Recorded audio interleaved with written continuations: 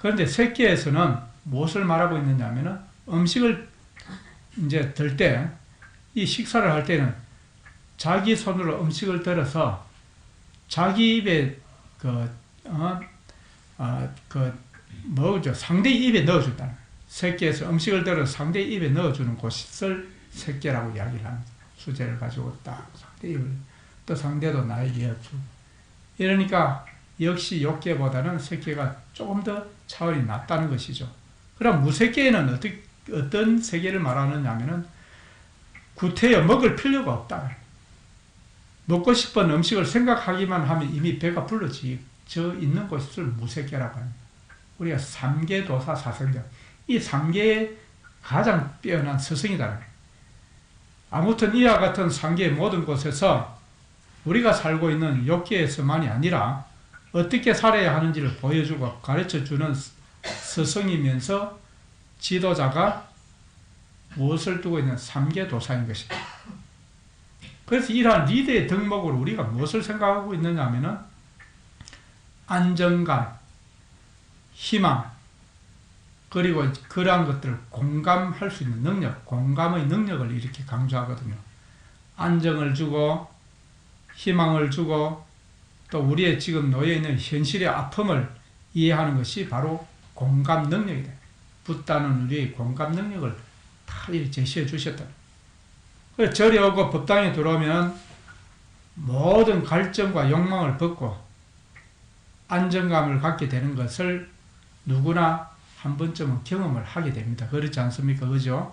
또한 우리도 붓다가 될 수 있는, 부처님이 될 수 있는 무한한 가능성을 지닌 존재라는 것을 우리 스스로가 일깨우는 것이야말로 가장 수승한 희망일 것이다. 희망 가운데서 그보다 더 나은 희망이 없죠. 중생의 아픔과 고통을 마치 자신의 어떤 것으로 느끼는 것이 동사섭이다. 동사섭. 이런 이제 동사섭에 의해서 중생을 고통에서 구제하여서 이고 덕락, 괴로움을 멀리 여의게 하고 즐거움을 직접 체험하게 하는 것. 이고 덕락으로 이끄는 이 자체가 부처님의 목적이죠. 아픔과 고통 속에 허덕이는 중생들을 마치 자기 자식으로 여기기 때문에 자부다. 자애로운 아버지인 것으로 사생자부라고 하죠. 그러면 사생자부라고 할 때 왜 사생자부라고 했을까요? 이 우주 존재의 가장 근원이 되는 건 태란, 서파, 이 태로 태어난 것, 알로 태어난 것, 그 다음에 우리가 이제 습기로 태어난 것, 변화해서 태어난 것, 이 네 가지가 이 우리 지구의 우주 존재의 모든 생명체를 말합니다. 그러지 않겠습니까? 그러면은 변화해서 존재하는 것은 바위라든지 나무라든지 이런 것들입니다. 즉 어떤 형태의 지각 변동에 의해서 물이 되고 어떤 다시 돌이 되고 암석이 되고 특이한 어떤 이런 기암 개석이 되는 이런 것들도 변화에 의한 것이지 않습니까? 기후 변화, 자연 변화 이런 것이 되기 때문에 그래서 이것을 사생이라는 건 태란섭한데 우리가 건강경에서는 어떻게 말하면 이 사생의 자부라는 것이죠. 이 네 가지 지구에 존재하는 모든 것에서 자애로운 아버지와 같다. 이런 부분을 사생자부, 삼계도사, 사생자부, 시아본사, 서가모니불 이렇게 말을 하지 않습니까? 그러면 이렇게 하는 이 부처님은 건강경을 우리가 소위 경전이라고 이렇게 하거든요. 가장 조계종 우리 스님들이 대표하는 가장 우리들이 근본의 어떤 체계적 수행의 지침서다. 이렇게 하는 것이 건강경인데 건강경에서는 이 사생을 뭐라고 표현하였느냐 하면은 약란생, 락태생, 락섭생, 약화생 이래 놨거든요. 기본적으로 태란, 섭파, 우리 태로 태어나고 이렇게 하는데 여기서는 알로 태어나는 것을 먼저 이야기를 하는 거예요. 여기에 묘한 것이 있다는 것을 제가 이제 설명을 드립니다. 이 말씀이 참 우리 기회를 확 열게 하는 그런 말씀이 되거든요. 이 내용이 뭐냐면은 중생들이 어떻게 태어나느냐에 따라서 네 가지로 구분하는 것이 사생이다. 태로 태어나고 알로 태어나고 축축한 석기나 물기에서 태어나고 변화에 의해서 태어나는 것을 말하는데, 이처럼 모든 생명과 존재들에게 인자한 아버지와 같은 분이 바로 서가모니 부처님이라는 것이 되죠. 모든 존재와 생명에 대한 한없는 사랑과 관용, 그리고 애정과 자비를 베푸시는 분이 서가모니 부처님입니다.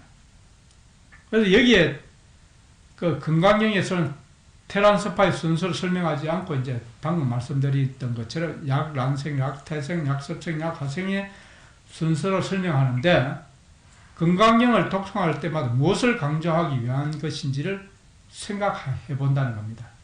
왜 란생을 했는가? 란생이라는 말은 알로 태어난 중생들은 처음에는 알로 태어나게 됩니다. 처음에 알로는 태어나죠. 알로는 태어났지만 알이 바로 생명으로서 역할을 하지 못하지 않습니까? 다시 품어주고 그 습도가 맞아야 되고 일정 기간이 지나야 본인이 알에서 깨어달라는 의지가 있어야만 안에서 쪼아주고, 안에서 놓으려는 의지가 있을 때 밖에서 쪼아주고 안에서 이렇게 하는 것이 우리가 최탁동시, 졸탁동시가 되어서 태어난다는 것이죠. 이 설명을 다시 드립니다. 말하자면은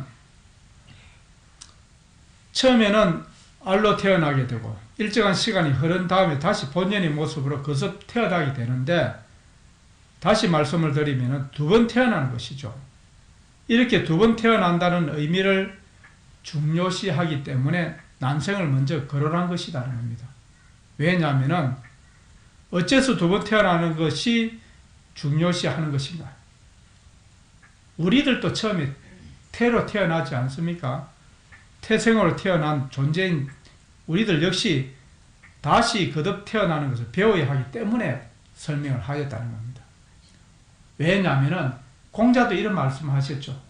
생하자는 부모요, 성하자는 붕어라. 생하자는 부모요, 성하자는 붕어라는 말은 이 나를 낳아주신 분 누굽니까? 부모님이다. 나를 낳아주신 분은 부모님이다. 나를 낳아주신 분은 부모님이요, 나를 성숙하게 하고 내가 비로소 사람다운 인품과 인격을 성취하고 또 이렇게 뭔가 참 반듯하게 이루게 하는 것은 선지식이라든지 서성이라든지 도반, 이런 벗에 의해서, 그죠? 붕에 의해서 가능해진다는 것이 지금 말씀드리고 있는 생하자는 부모요, 성하자는 붕어라, 이렇게 하지 않습니까? 그래서 내가 태어났다 하더라도, 부모에 의해서 내 몸을 이렇게 태어나게 되었다 하더라도, 태어난 내가 인격체가 완성되는 것은 서성과 도반과 법과 친구의 어떤 그런 조건에 의해서 되었다는 것이죠. 그래서 생하는 뭘 말하고 있느냐 하면은 부모에 의해서 태어났다, 육체적인 탄생을 가리키죠.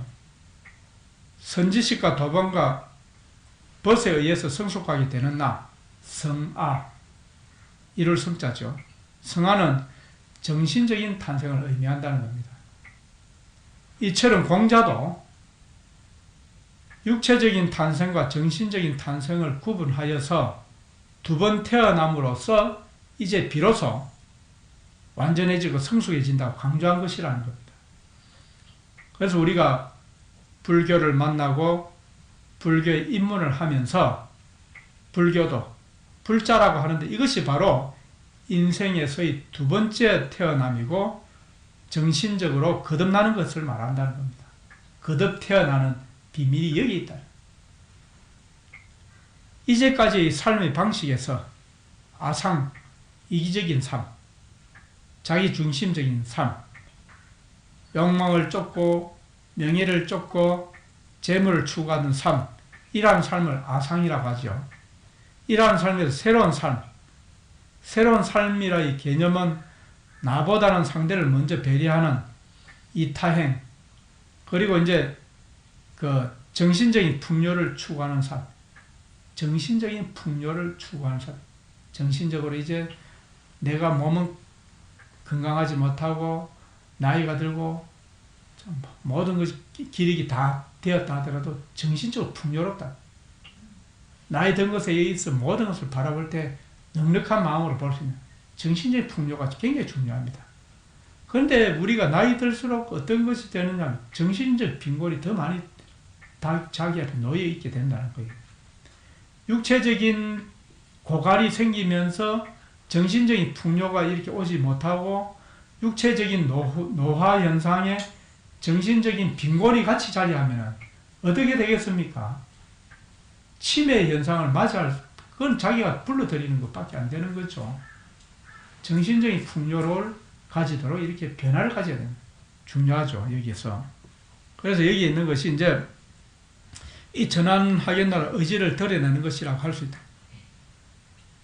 그리고 이제 불교에 입문하고 불교를 신앙한다는 것의 표현이 바로 삼계의 실천이라고 하죠. 귀불, 귀법, 귀성. 삼법에 기하면서 공경하고 존중하면서 찬탄하고 공양하는 것이 바로 상계의죠. 이러한 상계의 수지 실행을 통해서야만 비로소 불자다운 불자가 되는 것이고 정신적인 탄생을 이루는 것이 되기 때문입니다. 그래서 제가 시작하기 전에 기불 양족종, 기법 이종, 기성 중용종 그 개념이 거기에 있다는 것입니다. 그냥 하고 있지만 형식계 하기보다는 그 기품의 뜻이 들어있기 때문에 한다는 것이죠. 우리가 잘 모르고 따라는 하지만 그래서 하는 것도 그만큼 공덕이 크다는 것은 왜 공덕이 크겠는가 이렇게 의미가 있다는 것이죠. 그러면 건강이 어떠한 경전이겠습니까?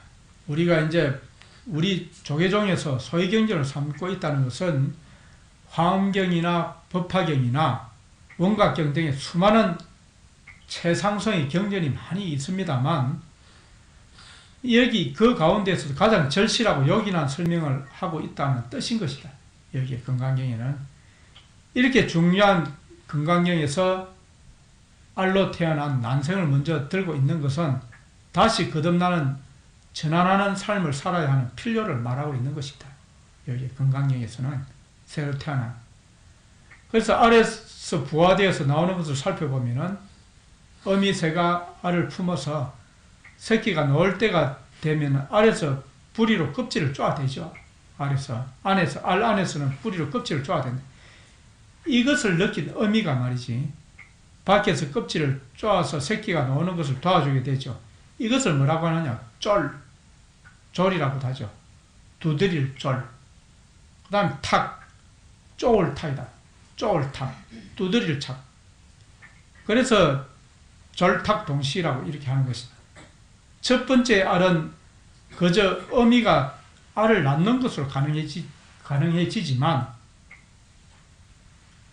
두 번째 부화에서 태어나는 것은 어미와 새끼의 노력으로 그 어미와 새끼의 노력과 힘이 동시에 이루어져야만 가능해진다는 것이죠. 그래서 성하자는 붕어라고 이렇게 하는 것도 훌륭한 선지식이나 서성이나 현명한 도반이나 슬기로운 우리 벗들이 나를 이끌고자 아무리 노력을 하더라도 나 자신의 선택과 의지가 없다면 모든 것은 무용지물에 불과하게 된다.